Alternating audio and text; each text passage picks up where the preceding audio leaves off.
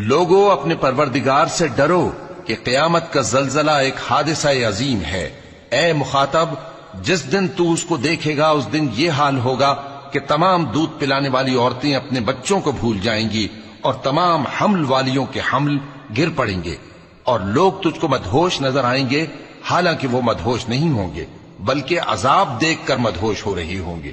بے شک اللہ کا عذاب بڑا سخت ہے، اور بعض لوگ ایسے ہیں جو اللہ کی شان میں علم کے بغیر جھگڑتے اور ہر شیطان سرکش کی پیروی کرتے ہیں، جس کے بارے میں لکھ دیا گیا ہے کہ جو اسے دوست رکھے گا تو وہ اس کو گمراہ کر دے گا اور دوزخ کے عذاب کا رستہ دکھائے گا۔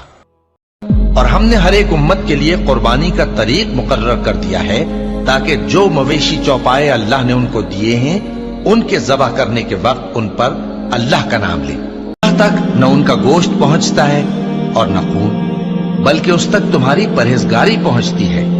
اسی طرح اللہ نے ان کو تمہارے زیر فرمان کر دیا ہے تاکہ اس بات کے بدلے کہ اس نے تم کو ہدایت بخشی ہے اسے بزرگی سے یاد کرو۔ اور اے پیغمبر، نیکوکاروں کو خوشخبری سنا دو، اور اے پیغمبر نیکوکاروں کو خوشخبری سنا دو، اللہ تو مومنوں سے ان کے دشمنوں کو ہٹاتا رہتا ہے۔